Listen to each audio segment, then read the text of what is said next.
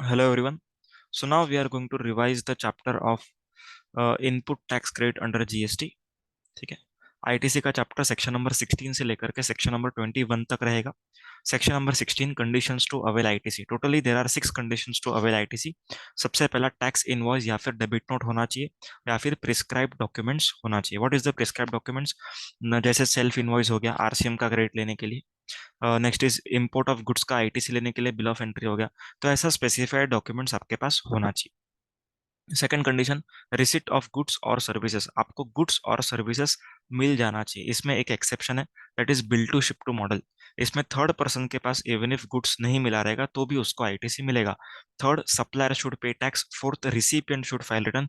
Fifth, supplier should file his GSTR 1। Okay, and he should communicate, मतलब GSTR 2B में recipient को दिखना चाहिए। Okay, and last entry, last condition, ITC should not be in the restricted category. तो ये 6 condition fulfil करने पर आप लोग को आईटीसी मिल जाएगा। क्लियर है? इसमें और एक पॉइंट, अगर आप लोग को गुड्स लॉट में आ रहा है, ओके, तो लास्ट इंस्टॉलमेंट जब आएगा तब आपको आईटीसी मिलेगा। क्लियर है? So this is with the conditions to avail ITC. उसके बाद हम लोग देखेंगे पेमेंट टू सप्लायर। हर रिसिपिएंट को अपने सप्लायर को 180 दिन फ्रॉम इनवॉइस डेट में पेमेंट करना होगा। अगर रिसिपिएंट पेमेंट नहीं करता अपने सप्लायर को within 180 days from invoice date, then the ITC availed by recipient would be reversed. Okay, along with interest. Interest pay करना पड़ेगा कब से कब तक? डेट ऑफ यूटिलाइजेशन से लेकर के डेट ऑफ रिवर्सल तक। क्लियर है? ये अमेंडमेंट है as per section number 50 subsection 3। Okay, अभी आईसीआई के सारे क्वेश्चंस पे हम लोग ये अज्यूम करेंगे कि जो दिन अवेलमेंट किया उसी दिन यूज किया। समझ में आया? तो जो भी दिन आपने अवेल किया है उस दिन यूज किया है, उधर से लेकर के जब भी आप रिवर्स करोगे आईटीसी तब तक का आपको इंटरेस्ट पे करना पड़ेगा। ओके, 180 डे रूल का 3 एक्सेप्शन। सबसे पहला आरसीएम, सेकंड 15(2)(b) का additions, and third is schedule 1 का एक्टिविटी। ओके, शेड्यूल 1 में कंसिडरेशन नहीं होता है इसीलिए एक्सेप्शन है। आरसीएम में recipient is paying GST to the government, तो गवर्नमेंट को फर्क नहीं पड़ता कि रिसिपिएंट अपने सप्लायर को कब दे रहा है। And section number 15(2)(b) value of supply में अगर रिसिपेंट ने इनकर किया ऑन बिहाफ ऑफ सप्लायर, तो ऑब्वियसली वो जो अमाउंट है वो रिसिपेंट अपने सप्लायर को नहीं देने वाला। सो यहाँ पर एक्सेप्शन बन जाएगा। क्लियर है? उसके बाद time limit to avail ITC पढ़ेंगे। आईटीसी लेने का टाइम लिमिट, सबसे पहली बात, ये जो टाइम लिमिट्स है ये फाइनेंशियल ईयर के हिसाब से।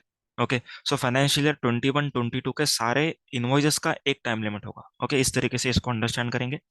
30th November of succeeding financial year or actual annual return filing date, whichever is earlier, is the time limit to avail ITC. Clear है? This time limit is not applicable when you are reclaiming the ITC. Okay, अगर आपने 180 दिन में पे नहीं किया तो आज आपको आईटीसी रिवर्स करना है, लेकिन आप आईटीसी को रीअवेल कब कर सकते हो?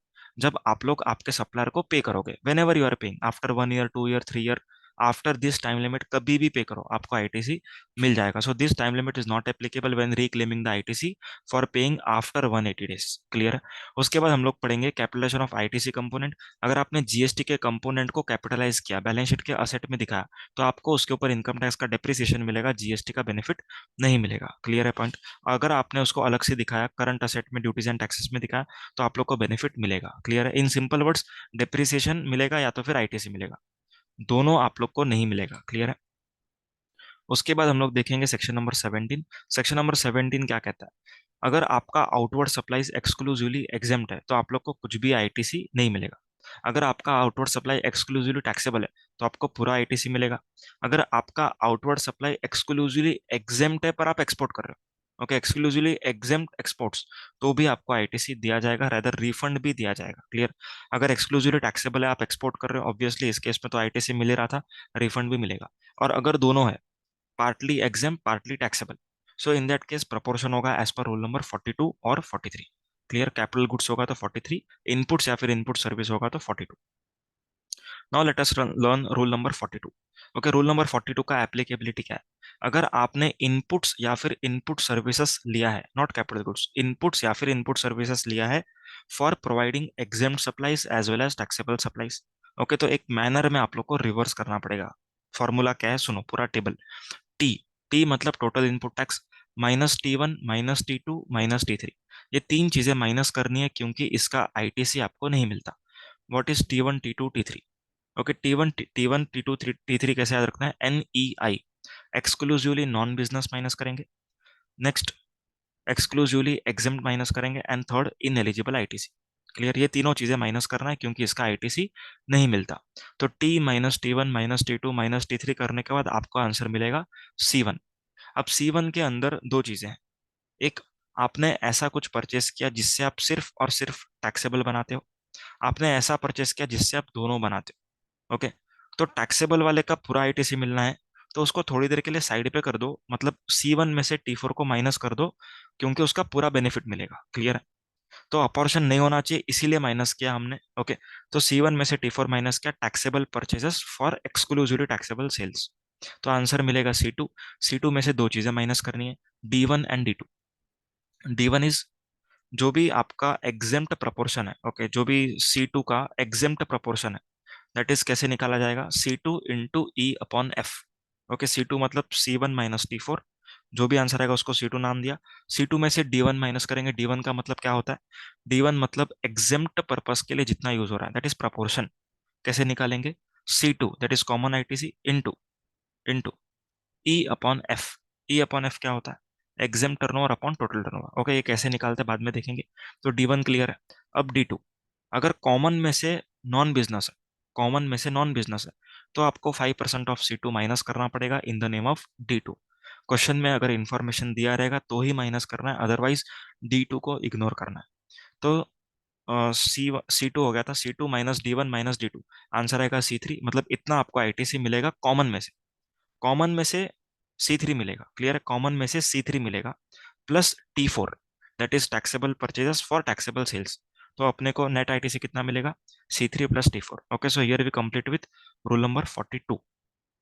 रूल नंबर 42 कंप्लीट हुआ। अभी रूल नंबर 42 में एग्जाम सप्लाईज कैसे निकालेंगे वो सुनो। यहाँ पर चार चीजें ऐड करनी है, ओके, एंड यहाँ पर माइनस भी करना है चार चीजें। ठीक है, चार चीजें ऐड करेंगे, चार चीजें माइनस करेंगे। क्या क्या चार चीजें ऐड करेंगे, सब एग्जाम सप्लाई अपन ऐड करते हैं। ओके, उसके बाद आरसीएम आउटवर्ड को ऐड करना है। अगर आपने सिक्योरिटी बेचा है तो उसका 1% ऐड करना है। अगर लैंड या फिर बिल्डिंग बेचा है तो उसका स्टैम्प ड्यूटी वैल्यू ऐड करना है। समझ में आया, क्लियर है। तो ये चार चीजें ऐड करना है। लेस क्या क्या करना है, अगर नॉन टैक्सेबल प्रोडक्ट्स है उसके ऊपर वैट एंड एक्साइज है तो वो माइनस करेंगे। ओके, इंटरेस्ट डिस्काउंट का टर्नओवर भी माइनस करेंगे, लेकिन बैंकिंग कंपनी होगा तो माइनस नहीं करेंगे। क्लियर है, एक्सपोर्ट सी फ्रेट ये भी हम माइनस करेंगे।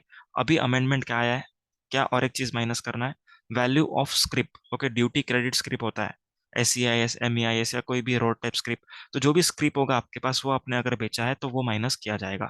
आया समझ में। तो चार चीजें ऐड, चार चीजें लेस, ये आपको ई देगा, that is exempt turnover. Clear, F का कोई डेफिनेशन नहीं है। ओके, एफ का कोई डेफिनेशन नहीं, सब कुछ आपको एफ में लेना पड़ेगा। ठीक है, जीएसटी कंपोनेंट ऑब्वियसली नहीं लेंगे।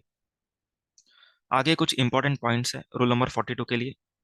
रूल नंबर 42 का जो कंप्यूटेशन है अपने को हर महीने भी करना है, पूरा फाइनेंशियल ईयर खत्म होने के बाद भी करना है। ओके, अगर आपने पूरे फाइनेंशियल ईयर में ज्यादा रिवर्स कर लिया, ओके, तो फिर आप लोग नवंबर 30 नवंबर और एक्चुअल एनुअल रिटर्न के पहले क्या कर सकते हो, जो भी आपने ज्यादा रिवर्स किया उसका आईटीसी ले सकते हो, रिक्लेम कर सकते हो। क्लियर है, एंड अगर आपने शॉर्ट रिवर्सल किया तो अभी आपको रिवर्स करना पड़ेगा अलॉन्ग विथ इंटरेस्ट। इंटरेस्ट कब से लगेगा, from 1 April of next financial year. Next financial year के 1 अप्रैल से इंटरेस्ट लगेगा। कब तक लगेगा, जब तक आप रिवर्स कर रहे हो तब तक। समझ में आया, क्लियर हो गया। ओके, तो यहाँ पर अपना रूल नंबर 42 पूरी तरीके से कंप्लीट हो गया। Next is rule number 43।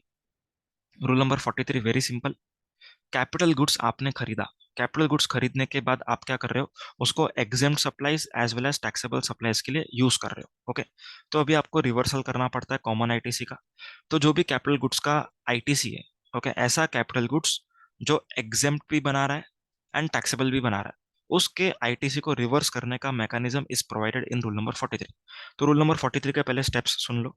सबसे पहले आपको क्या निकालना है, ए निकालना है। ओके, ए, ए मतलब ऐसे कैपिटल गुड्स का आईटीसी जो कैपिटल गुड्स एग्जेम भी बना रहा है, टैक्सेबल भी बना रहा है। ओके, एंड उसका 5 इयर्स का लाइफ खत्म नहीं हुआ है। क्लियर है, मतलब 5 इयर्स में से कुछ तो लाइफ बचा है। ऐसे कैपिटल गुड्स के आईटीसी को क्या बोलेंगे हम लोग, ए बोलेंगे। उन सारे ए को टोटल करना है, आपको मिलेगा टीसी। टीसी को डिवाइड बाय 60 करना है, आपको मिलेगा TM, that is monthly ITC. ठीक है, मंथली टीएम मिला। टीएम को आपको क्या करना पड़ेगा, E/F। ई कैसे निकालना है, जैसे हमने अभी सीखा रूल 42 में, सेम तरीके से आपको निकालना है ई। E/F करेंगे तो जो भी आंसर आएगा that would be TE. Okay, TE होगा, दैट इज एग्जेम्प्ट प्रोपोर्शन का आईटीसी। वो आपको रिवर्स करना पड़ेगा। आया समझ में? तो आपको इसमें और एक पॉइंट समझना पड़ेगा। अगर आप लोग पहले एग्जेम्प्ट सप्लाई कर रहे थे, सिर्फ और सिर्फ एग्जेम्प्ट सप्लाई कर रहे थे कैपिटल गुड्स को यूज करके, क्या आपको आईटीसी मिला था?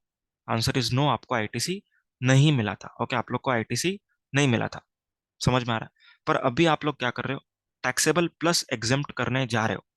ओके, तो क्या गवर्नमेंट रूल नंबर 43 अभी से लगा देगा? नहीं। क्यों नहीं लगाएगा? क्योंकि गवर्नमेंट ने आपको आईटीसी दिया ही नहीं था, तो अभी रिवर्स करने नहीं बोल सकता। तो सबसे पहले गवर्नमेंट को क्या करना पड़ेगा? पहले आईटीसी देना पड़ेगा। ओके, सो सबसे पहले जब आप पहले सिर्फ और सिर्फ एग्जेम्प्ट कर रहे थे, अभी टैक्सेबल प्लस एग्जेम करोगे तो आपको पहले पूरा आईटीसी मिलेगा। ओके, पहले आप लोग को आईटीसी मिलेगा, उसके बाद आप लोग को दो चीजें रिवर्स करनी। Okay, for the period you have used it for the exempt supply, उसके लिए आपको क्या रिवर्स करना है? TIE। ओके, यहाँ पर किधर तो लिखा होगा, देखो मैं चार्ट में देख करके नहीं सिखा रहा हूँ, क्योंकि अगर इसमें देखा तो कंप्लीट ही नहीं होगा with in time limit. Okay ठीक है, होगा इधर कहीं पर भी। तो TI मतलब क्या? एग्जाम पीरियड का आईटीसी कैसे माइनस करेंगे? 5% पर क्वार्टर के हिसाब से। 5% पर क्वार्टर के हिसाब से आपको माइनस करना है TIE। का मतलब क्या है? एग्जेम्प्ट पीरियड के लिए, एग्जाम पीरियड का जो आईटीसी है, उसको हम लोग क्या बोलेंगे? TI कैलकुलेट कैसे करेंगे? 5% पर क्वार्टर। तो जितना भी इनवॉइस पे आईटीसी था, उसमें से आपको क्या माइनस करना पड़ेगा? पहले TI। ओके, उसके बाद आपको रूल नंबर 43 लगाना है फॉर द करंट मंथ। देखिए, हर मंथ आपको रूल नंबर 43 लगाना है। कैसे लगाएंगे? जितना भी फुल अमाउंट था इनवॉइस के ऊपर, ठीक है, ओरिजिनल परचेस के टाइम पर जितना आईटीसी था, that ITC will form part of your A. उस ए को अपन क्या करेंगे? टोटल करेंगे, टीसी मिलेगा, डिवाइड बाय 60 करेंगे, TM मिलेगा, इंटू E/F करेंगे, TE मिलेगा। समझ में आया? तो इस तरीके से रूल नंबर 43 का रिवर्सल होगा। क्लियर है? अगर आप पहले टैक्सेबल करते थे, ओके, पहले टैक्सेबल करते थे, अभी टैक्सेबल प्लस एग्जाम करने वाले। ओके, आप पहले टैक्सेबल करते थे, अभी टैक्सेबल प्लस एग्जेम्प्ट करने वाले हो। Okay, so in this case क्या हो जाएगा? क्या आपको आईटीसी मिलेगा? इस बार नहीं मिलेगा, क्योंकि आपको पहले मिला था। तो अभी आपको क्या करना है? रूल नंबर 43 का सिर्फ रिवर्सल करना है, आईटीसी मिलेगा कुछ भी नहीं। समझ में आया? ओके, और एक केस लेंगे अपन। अगर आप पहले एग्जाम अप्लाई कर रहे थे, अभी सिर्फ और सिर्फ टैक्सेबल करने वाले। ओके, टैक्सेबल प्लस एग्जाम नहीं, सिर्फ और सिर्फ टैक्सेबल करोगे। अगर टैक्सेबल प्लस एग्जाम करोगे तो रूल नंबर 43 आएगा, सिर्फ टैक्सेबल करोगे तो रूल नंबर 43 नहीं आएगा। कितना आईटीसी मिलेगा? जितना ओरिजिनल इनवॉइस पर था, माइनस 5% पर क्वार्टर और पार्ट देयर ऑफ। इतना माइनस करने के बाद जितना बचता है उतना आईटीसी आपको मिलेगा। और एक केस लेंगे, पहले आप सिर्फ और सिर्फ टैक्सेबल कर रहे थे, अभी सिर्फ और सिर्फ एग्जाम करोगे। ओके, मतलब आपको आईटीसी पहले गवर्नमेंट ने पूरा दिया था, लेकिन अभी गवर्नमेंट क्या बोल रहा है? अब आप हमको आईटीसी दो वापस। तो हम कितना देंगे? हम देंगे जितना भी मंथ्स बचा है। ओके, जितना भी मंथ्स बचा है, 60 मंथ्स का लाइफ होता है। ओके, 60 मंथ्स में से जितना भी मंथ्स बचा है जो आप लोग एग्जेम्प्ट के लिए यूज करने वाले हो, that number of months divide by 60, उतना अमाउंट ऑफ आईटीसी आपको गवर्नमेंट को रीपे करना है। समझ में आया? So here we complete with rule number 43। उसके बाद section number 17 subsection 4, banking companies के पास दो ऑप्शन दिया हुआ है गवर्नमेंट ने। Okay, to reverse the ITC, option number 1, rule number 42 लगाना है। रूल नंबर 42 मतलब क्या? Net ITC into E/F। Okay, जो भी आपका कॉमन आईटीसी होगा इंटू E/F करके रिवर्सल कर दो। सेकंड ऑप्शन, इनएलिजिबल आईटीसी तो वैसे ही नहीं मिलता है, वो आपको सेकंड ऑप्शन में भी नहीं मिलेगा। खुद के ब्रांच से अगर परचेस करोगे तो पूरा आईटीसी मिलेगा। ओके, एंड अगर उसके अलावा कुछ आईटीसी तो उसका सिर्फ 50% मिलेगा, बाकी का 50% लैप्स हो जाएगा। इन दोनों में से आपको एक ऑप्शन ऑप्ट करना है फॉर अ फाइनेंशियल ईयर। उसके बाद हमने देखा था section number 17 subsection 5, in eligible ITC. This section starts with not withstanding anything contain in section 16 and 18। मतलब अगर सेक्शन 16 का आप सब कंडीशन फुलफिल कर रहे हो, फिर भी अगर सेक्शन 17 फाइन ने ब्लॉक किया तो आपको आईटीसी नहीं मिलेगा। सबसे पहला motor vehicle. Okay, motor vehicle for transportation of person जिसका seating capacity is less than और इक्वल टू 13। मतलब 13 या उससे कम का अगर सीटिंग कैपेसिटी है तो आपको आईटीसी नहीं मिलेगा। 13 या 13 से ऊपर है, सॉरी, 13 से ऊपर अगर सीटिंग कैपेसिटी है तो आपको आईटीसी मिल जाएगा। क्लियर? अगर 13 या उससे कम है फिर भी आईटीसी आपको मिलेगा इन द एक्सेप्शंस। ठीक है, एक्सेप्शंस अभी हम लोग पढ़ेंगे, उसमें आपको आईटीसी मिलेगा अगर 13 सीटर से कम होगा तो भी। ओके, कौन से केसेस है? सबसे पहला फर्दर सप्लाई, आपने मोटर व्हीकल परचेस किया, उसको सेल करने के लिए, रेंट पे देने के लिए, लीज पे देने के लिए, तो आपको आईटीसी मिलेगा। सेकंड, ट्रांसपोर्टेशन ऑफ पैसेंजर के लिए आपने यूज किया तो आईटीसी मिलेगा। थर्ड, अगर आपने ड्राइविंग स्कूल ओपन किया, ड्राइविंग स्कूल में लोगों को सिखाने के लिए खरीदा है तो आपको आईटीसी मिलेगा। आया समझ में? इन सिंपल वर्ड्स थोड़ा एग्जांपल लेते हैं। अगर आपने ट्रक परचेस किया, ठीक है, तो ये ट्रांसपोर्टेशन ऑफ पर्सन का व्हीकल नहीं है, तो यहाँ पर आपको वैसे ही आईटीसी मिल जाएगा। अगर आपने बस परचेस किया 13 सीटिंग से ज्यादा वाला, तो आपको आईटीसी वैसे ही मिल जाएगा। सेंट्रो कार खरीदा, आईटीसी नहीं मिलेगा। अगर सेंट्रो कार के डीलर ने सेंट्रो कार खरीदा तो उसको आईटीसी मिलेगा। Next is vessel and aircraft. अगर आपने वेसल एयरक्राफ्ट खरीदा, उसका भी आईटीसी नहीं मिलेगा। उसके चार एक्सेप्शन: सबसे पहला further supply, second transportation of passenger, third driving, and fourth transportation of goods. अगर गुड्स को ट्रांसपोर्ट करने के लिए वेसल या फिर एयरक्राफ्ट खरीदा, उसका आईटीसी आपको मिलेगा। Next is services in relation to motor vehicle, vessel and aircraft. अगर आपको मोटर व्हीकल, वेसल, एयरक्राफ्ट का आईटीसी मिल रहा होता है, तो आप लोग को उसके सर्विसिंग का भी आईटीसी मिलेगा। क्लियर है? एंड अगर मैन्युफैक्चरर हूँ मैं मोटर व्हीकल या फिर एयरक्राफ्ट या फिर वेसल का, तो भी मुझे आईटीसी मिलेगा अगर मैंने उस मोटर व्हीकल पर या फिर एयरक्राफ्ट वेसल पर सर्विसेज अवेल किया, जैसे रिपेयर, मेंटेनेंस, जनरल इंश्योरेंस। तो ये सारे सर्विसेज का आईटीसी इन दो केसेस में मिलेगा। ओके। उसके बाद नेक्स्ट इज सर्टन सर्विसेज जिसका आईटीसी आपको नहीं मिलता: FOB, HCL square, food and beverage, outdoor catering, beauty treatment, health services, cosmetic and plastic surgery, leasing, renting, hiring of motor vehicle on which ITC is not allowed, and life insurance, health insurance. Clear है? तो FOB, HCL square का आपको ITC नहीं मिलता, लेकिन इसमें exception है। Okay. Totally 3 exception है, लेकिन यहाँ पर बुलेट में 2 है। देखो यहाँ पर तीनों कवर्ड ही है। सबसे पहला exception, inward supply for outward supply. आपने फूड एंड बेवरेज खरीदा for selling food and beverage, आपको आईटीसी मिलेगा। Second, inward supply for providing as a composite और मिक्स सप्लाई। ओके, आप इवेंट मैनेजर हो, आपने फूड एंड बेवरेज लिया, outdoor catering लिया, ब्यूटी ट्रीटमेंट लिया, ये सब करके आप एक इवेंट ऑर्गेनाइज करते हो। ओके, तो यहाँ पर आप लोग को क्या मिलेगा? आईटीसी मिल जाएगा। समझ में आया क्यों? क्योंकि आपने अलग अलग सर्विस लिया to provide one composite supply. Okay, आपने एक नेचुरली बंडल सप्लाई दिया है। और एक exception, obligatory for employer to provide to employ under any law for timing in force. अगर फॉर एग्जांपल फैक्ट्रीज एक्ट में लिखा है कि अगर आपके पास 250 एम्प्लॉयज के ऊपर अगर काम कर रहे हैं आपके फैक्ट्री में, ठीक है, ये लिखा हुआ है, एक्चुअल में लिखा हुआ है, 250 एम्प्लॉयज के ऊपर अगर आपके फैक्ट्री में काम कर रहे हैं, तो आप लोग को क्या करना पड़ेगा? कैंटीन डालना पड़ेगा। तो कैंटीन अगर हमने डाला, दैट इज आउटडोर केटरिंग, तो यहाँ पर हमको आईटीसी मिलेगा, क्योंकि लॉ ने हमको बोला था कि आप एफओबी, एचसीएल स्क्वायर का सर्विस लो। ओके, तो यहाँ पर आईटीसी मिल जाएगा, क्योंकि लॉ ने बोला था। आया समझ में? अब यहाँ पर एक पॉइंट थोड़ा सा एनालाइज करूंगा, leasing, renting, hiring of motor vehicle वाला। अगर आपने मोटर व्हीकल परचेस किया फॉर ट्रांसपोर्टेशन ऑफ एम्प्लॉइज, आपको आईटीसी नहीं मिलेगा। क्लियर? मोटर व्हीकल परचेस पर आईटीसी नहीं मिलेगा, as per this section 17(5)(a). लेकिन आपने सोचा कि मोटर व्हीकल परचेस कर रहे हैं तो आईटीसी नहीं मिल रहा है, तो एक काम करते हैं, अपन मोटर व्हीकल को रेंट पे लेते हैं। तो रेंट पे लिया तो भी आईटीसी नहीं मिलेगा, as per this section. Okay, section 17(5)(b) के हिसाब से। आया समझ में? Next, membership of club, health and fitness and travel benefits. Okay, इन सर्विसेज का भी आईटीसी नहीं मिलेगा, unless otherwise they are obligatory for employer to provide to employ under any law for timing in force. Next is works contract. Works contract मतलब construction of an immovable property. अगर construction of immovable property किया तो आपको ITC नहीं मिलेगा, लेकिन अगर plant and machinery का कंस्ट्रक्शन किया तो आपको आईटीसी मिल जाएगा। समझ में आया? अगर प्लांट एंड मशीनरी कंस्ट्रक्ट नहीं किया, दूसरा कुछ कंस्ट्रक्ट किया, ओके, एंड उसको आपने पीएनएल में डेबिट किया, okay, as per accounting standards, आपने उसको पीएनएल में डेबिट किया, तो भी आपको आईटीसी मिल जाएगा। अगर आपने क्या किया? कैपिटलाइज किया other than plant and machinery, तो आपको आईटीसी नहीं मिलेगा। आया समझ में? और एक एक्सेप्शन, जब आपको वर्क्स कॉन्ट्रैक्ट का आईटीसी मिलेगा, whenever this works contract service is your inward supply for providing outward supply. समझ में? नेक्स्ट इज, इसमें important point, land and building, telecommunication tower and pipeline slates outside the factory. Okay, इन तीनों को plant and machinery नहीं बोलेंगे। आया है समझ में? ओके। नेक्स्ट इज गुड्स और services use for self construction. आपने गुड्स किसी और से लिया, सर्विस किसी और से लिया, एंड खुद के लिए कुछ कंस्ट्रक्ट किया, तो आपको आईटीसी नहीं मिलेगा। दूसरे के लिए किया तो मिलेगा। अगर प्लांट एंड मशीनरी खुद के लिए बनाया तो मिलेगा। अगर दूसरा कुछ बनाया लेकिन पीएनएल में डेबिट किया, तो भी आईटीसी मिल जाएगा। अगर खुद के लिए नहीं बनाया, दूसरे के लिए बनाया, तो भी आपको आईटीसी मिल जाएगा। समझ में? वापस एक बार बोल रहा हूँ, शायद थोड़ा फास्ट हो गया। सेल्फ कंस्ट्रक्शन किया प्लांट एंड मशीनरी, तो आईटीसी मिलेगा। सेल्फ कंस्ट्रक्शन किया other than plant and machinery and capitalise किया, आईटीसी नहीं मिलेगा। दूसरे के लिए बनाया, आईटीसी मिल जाएगा। आया समझ में? सो इतना ही था। नेक्स्ट इज कंपोजिशन पर्सन को कोई आईटीसी नहीं मिलता है। एनआरटीपी को कुछ भी आईटीसी नहीं मिलेगा एक्सेप्ट इंपोर्ट ऑफ गुड्स का ITC. Next is personal consumption के लिए अगर आप लोग गुड्स खरीद रहे हो तो आपको आईटीसी नहीं मिलेगा। अगर आपने गुड्स खरीदा, गुड्स चोरी हो गया, या फिर गुड्स लॉस्ट हो गया, डिस्ट्रॉयड हो गया, राइट ऑफ कर दिया आपने, या फिर आपने उस किसी को गिफ्ट दिया या फिर फ्री सैंपल दिया, तो भी आपको आईटीसी नहीं मिलेगा। अगर मिला है तो रिवर्स करना पड़ेगा। आया समझ में?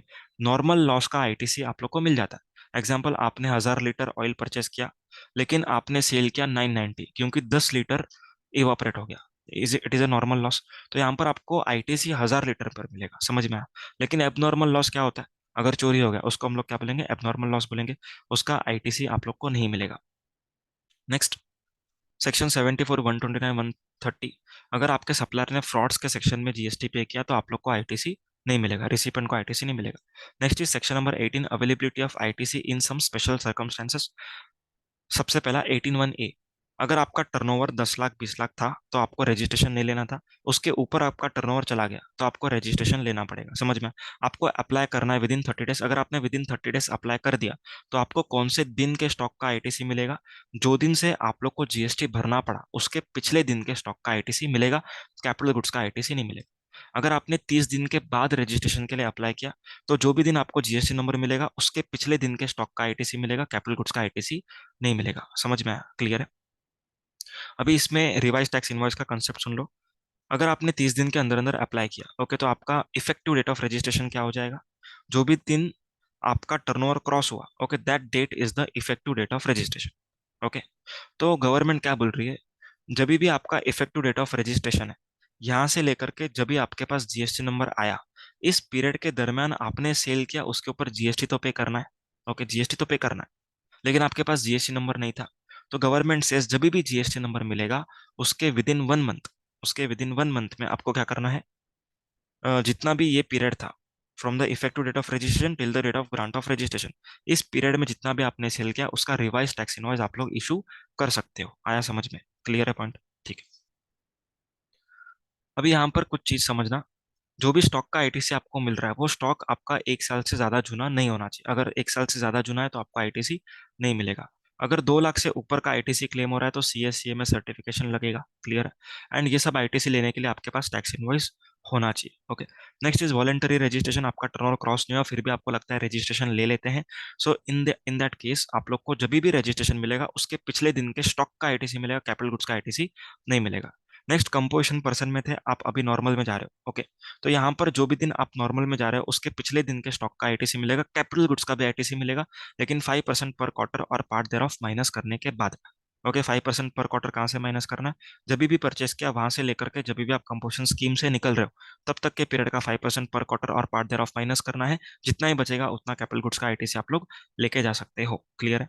नेक्स्ट, अगर आप रजिस्टर्ड पर्सन थे, आप एग्जेम्प्ट सप्लाईज कर रहे थे, ओके, अभी आपका एग्जेम्प्ट सप्लाईज था इसीलिए आपको आईटीसी नहीं दिया था, लेकिन अभी आपका टैक्सेबल चीज होने वाला है तो आप आईटीसी मांगोगे गवर्नमेंट से।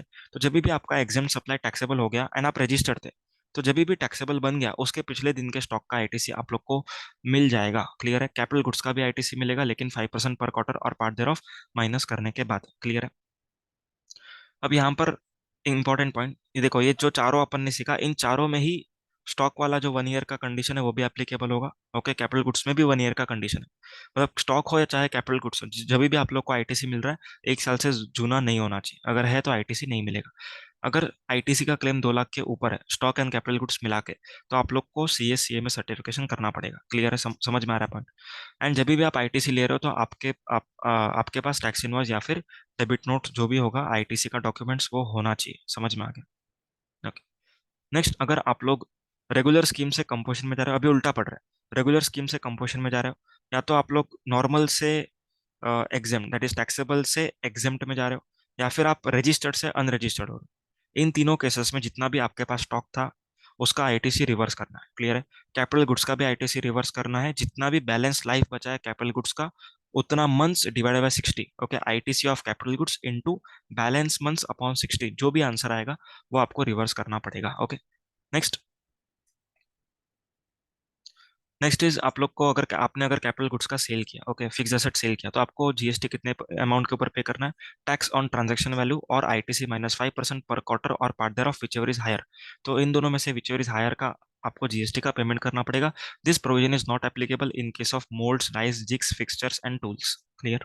ओके, सेकंड पॉइंट हो गया, थर्ड पॉइंट हो गया। ठीक है, फोर्थ पॉइंट, अगर आपका 2 लाख से ऊपर क्लेम है तो सर्टिफिकेशन भी करना पड़ेगा एंड विद इन 30 डेज आप लोग को आईटीसी 01 भी फाइल करना है। ओके, फिफ्थ पॉइंट, यहाँ पर देखो, अगर आप लोग रजिस्टर्ड थे कंपोजिशन स्कीम में या फिर आप रजिस्टर्ड थे एग्जाम सप्लायर एंड आप आईटीसी ले रहे हो, तो आपके जीएसटीआर 4 में, ओके, बेसिकली जो सप्लायर ने जीएसटीआर 1 में डाला था वो डिटेल्स आपके जीएसटीआर 2A 2B में या फिर 4B में दिखना चाहिए। ओके, अभी जब भी हम रिवर्सल कर रहे हैं, ओके, तब आपके पास टैक्स इनवॉइस होना जरूरी नहीं, क्योंकि आप बोलोगे सर मेरे को रिवर्स करना है लेकिन टैक्स इनवॉइस तो है ही नहीं, कितना रिवर्स करो पता नहीं। तो गवर्नमेंट आपको ऐसे नहीं छोड़ेगा, गवर्नमेंट बोलेगा कि मार्केट प्राइस पर रिवर्सल होगा। आया समझ में? Clear? In respect of section number 18 subsection 4, details to be furnish in ITC 03 and GSTR 10, मतलब कैंसिलेशन के टाइम पर आपको जीएसटीआर 10 में भी डिटेल्स देना पड़ेगा। ओके, तो ये अपना सेक्शन नंबर 18 हो गया। Next is input service distributor. Input service distributor कौन होता है? फॉर एग्जाम्पल सेंट्रलाइज्ड बिलिंग है, ओके, रिलायंस एचओ महाराष्ट्र। तो गुजरात, राजस्थान, तमिलनाडु, ये तीनों स्टेट्स ने अगर ब्रांच ऑडिट का सर्विस लिया किसी सीए से, वो सीए बिलिंग किसको करेगा? रिलायंस महाराष्ट्र को। तो रिलायंस महाराष्ट्र के पास आईटीसी आएगा, तो Reliance Maharashtra can distribute this ITC to the respective branches. आ रहा है समझ में? रिस्पेक्टिव ब्रांचेस को आईटीसी का डिस्ट्रीब्यूशन होगा। कैसे होगा? रिलायंस को एक सेपरेट रजिस्ट्रेशन लेना पड़ेगा आईएसडी का। उस रजिस्ट्रेशन के थ्रू वो क्या कर सकता है? इनपुट सर्विस के क्रेडिट को डिस्ट्रीब्यूट कर सकता है। ओके, इनपुट सर्विस का क्रेडिट डिस्ट्रीब्यूट करने के लिए आपको रूल नंबर 54 का एक डॉक्यूमेंट इशू करना पड़ेगा। जितना भी आपके पास आईटीसी अवेलेबल है उससे ज्यादा आप डिस्ट्रीब्यूट नहीं कर सकते। ओके, आप लोग को कौन सी ब्रांचेस को डिस्ट्रीब्यूट करना है? जो ऑपरेशनल थी। ओके, जो ऑपरेशनल थी, चाहे फिर वो रजिस्टर्ड हो या अनरजिस्टर्ड हो, चाहे फिर वो एग्जाम सप्लाई कर रहे हो टैक्सेबल कर रहे हो, आपको डिस्ट्रीब्यूट करना पड़ेगा। लेकिन किसको करना है? सिर्फ ऑपरेशनल ब्रांचेस को करना है। कौन से रेशियो में डिवाइड करना है? टर्नओवर के रेशियो में, प्रीसीडिंग फाइनेंशियल ईयर का। ओके, अगर प्रीसीडिंग फाइनेंशियल ईयर का टर्नओवर आपके पास नहीं है तो last month to the previous quarter, उस रेशियो में आप लोग को डिस्ट्रीब्यूट करना पड़ेगा। आईएसडी को जीएसटीआर 6 फाइल करना होता है by 13th of the month succeeding the month in which it is distributed. Clear है? अब डिस्ट्रीब्यूट कैसे करना है? ये टर्नओवर में डिस्ट्रीब्यूट करना है, ये फॉर्मूला है C1 = T1/T। तो बेसिकली टर्नओवर के प्रपोर्शन में डिस्ट्रीब्यूट हो रहा है। ओके, अगर एचओ के पास सीजीएसटी एसजीएसटी का आईटीसी आया है, ओके, एंड उसको डिस्ट्रीब्यूट भी सेम स्टेट वाले को करना है, तो उसको सीजीएसटी एसजीएसटी ही डिस्ट्रीब्यूट करना पड़ेगा। ओके, अगर एचओ के पास सीजीएसटी एसजीएसटी आया है एंड दूसरे किसी स्टेट वाले को डिस्ट्रीब्यूट करना है, तो उसको एज आईजीएसटी डिस्ट्रीब्यूट करना पड़ेगा। अगर एचओ के पास आईजीएसटी आया है तो चाहे सेम स्टेट हो चाहे डिफरेंट स्टेट हो, दोनों में उसको आईजीएसटी डिस्ट्रीब्यूट करना पड़ेगा। समझ में? इन एलिजिबल आईटीसी भी डिस्ट्रीब्यूट करना है, फिर चाहे रिसिपेंट उसका आईटीसी ना ले सकता हो पर डिस्ट्रीब्यूट तो करना पड़ेगा। आया समझ में? सीजीएसटी एसजीएसटी आईजीएसटी यूटीजीएसटी आपको सेपरेटली डिस्ट्रीब्यूट करना पड़ेगा। आईएसडी को सीरियल नंबर, आईएसडी अगर बैंकिंग कंपनी, ओके, या फिर फाइनेंशियल इंस्टीट्यूशन या फिर एनबीएफसी, तो आईएसडी के इनवॉइस पर वो सीरियल नंबर नहीं डालेगा तो भी चलेगा। क्लियर है? क्रेडिट नोट भी इशू करना पड़ेगा आईएसडी को अगर गुड्स रिटर्न हुआ है, या फिर गुड्स नहीं, सॉरी, सर्विस का आपको क्रेडिट नोट मिला है आईएसडी को। ठीक है, तो इन दैट केस आईएसडी को क्या करना पड़ेगा? क्रेडिट नोट का भी आईटीसी डिस्ट्रीब्यूट करना पड़ेगा। ओके, तो last part of this chapter, that is one circular. अगर डी मर्जर हो रहा है, ओके, अगर डी मर्जर हो रहा है, एक एग्जांपल लेंगे, A limited. Okay, A limited के तीन ब्रांचेस है। ओके, तीन ब्रांचेस है, X Y and Z. X and Y is in Maharashtra, Z is in Gujarat. Clear? अभी एक्स एंड वाई में से वाई जा रहा है, ओके, वाई इज डीमर्जिंग। तो यहाँ पर जितना भी आईटीसी था, ओके, महाराष्ट्र के पास, जितना भी आईटीसी महाराष्ट्र के पास था, उस आईटीसी को आपको मल्टीप्लाई करना है with the ratio of value of assets of Y. Okay, एक एग्जांपल यहाँ पर अमाउंट दिया हुआ है क्या? अमाउंट्स में बात करते हैं, सुनो। एक बार लिख के करता हूँ मैं, क्योंकि क्या इसमें कंफ्यूजन बढ़ जाएगा, उससे अच्छा लिखेंगे तो इजीली हो जाएगा।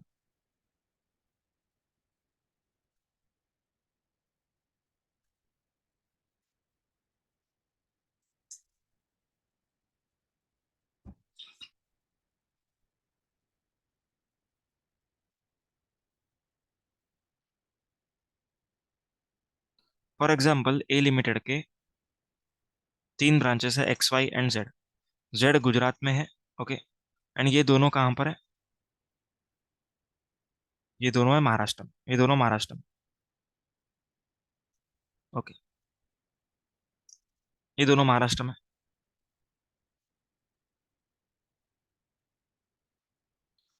अभी असेट्स कितने हैं इन लोग के पास वो लिख रहा हूँ। एग्जाम्पल, इसके पास 100 का असेट है, इसके पास 50 का असेट है, इसके पास 70 का असेट है। ओके, इन दोनों के पास मिला करके आईटीसी है फॉर एग्जाम्पल 280। ओके, 2,80,000 समझो। इन दोनों का मिला के 2,80,000 का आईटीसी। ओके, एंड जेड के पास एग्जाम्पल 1,50,000 का आईटीसी। अब इस ये सर्कुलर ने सबसे पहले क्या क्लैरिफाई किया? सबसे पहले क्लैरिफाई किया जो वाई डीमर्ज हो रहा है, ओके, वाई डीमर्ज हो रहा है। अब इस वाई को कितना आईटीसी ट्रांसफर करना पड़ेगा ए लिमिटेड में? आंसर इज जितना भी टोटल आईटीसी था इनटू वाई का asset divided bye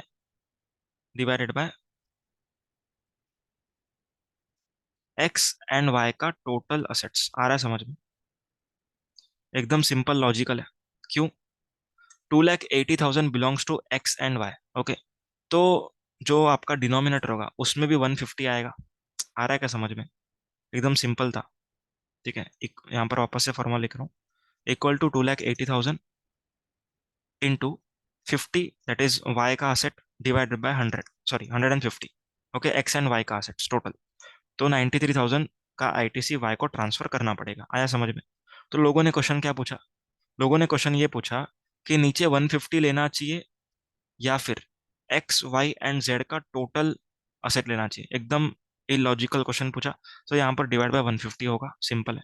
okay, next question. Next question, अब ये 2,80,000 किस फॉर्म में है वो लिख रहा हूँ यहाँ पर। CGST, SGST, IGST.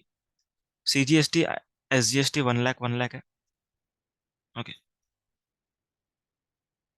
CGST SGST 1 lakh है एंड आईजीएसटी 80,000। ओके, तो अभी आपको किस तरीके से ट्रांसफर करना है 93,000 को? तो गवर्नमेंट क्या बोल रहा है? एकदम सिंपल रखना है आपको, एकदम सिंपल रखना है। टोटल ट्रांसफर आपका 93,333 होना चाहिए। ओके, टोटल इतना ही ट्रांसफर होना चाहिए। ओके, अभी आप लोग को जैसे करना है वैसे कर सकते हो। पूरा आपको एसजीएसटी करना है, पूरा कर लो, कोई प्रॉब्लम नहीं है। या फिर आप लोग को 40,000 ये करना है, 43,000, सॉरी 53,000 अगर एसजीएसटी करना है तो ऐसा भी कर सकते हो। मतलब इन सिंपल वर्ड्स, टोटल जितना आपको डिस्ट्रीब्यूट करना है, ओके, ट्रांसफर करना है, वो टोटल 93,000 होना चाहिए। एंड इंडिविजुअली इंडिविजुअली जितना भी अवेलेबल बैलेंस है, ओके, उससे ज्यादा नहीं होना चाहिए। समझ में आया? मतलब I cannot transfer 93,000 as IGST because मेरे पास बैलेंस कितना है, 80,000 ही है। समझा? तो मैक्सिमम 80,000 कर सकता हूँ। बाकी इन दोनों में से मेरे को जो करना है वो करो। ओके, सो ये अपना दो क्वेश्चन हो गया। नेक्स्ट क्वेश्चन यही सर्कुलर में, जो 2,80,000 है, ये कौन से दिन का आईटीसी होगा? आंसर इज जो दिन आप ट्रांसफर कर रहे हो, ओके, जो भी दिन आप लोग आईटीसी 02 फाइल कर रहे हो, उस दिन का बैलेंस होना चाहिए दिस 2,80,000। ये असेट्स का जो रेशियो है, ये कौन से दिन का होना चाहिए? Answer is appointed date of demerger. Okay, जिस दिन भी डीमर्जर आपका इफेक्ट हुआ है उस दिन पर जितने ratio of value of assets थे उस रेशियो में डिस्ट्रीब्यूट करना है। समझ में आया? तो that's it with this chapter. Thank you so much.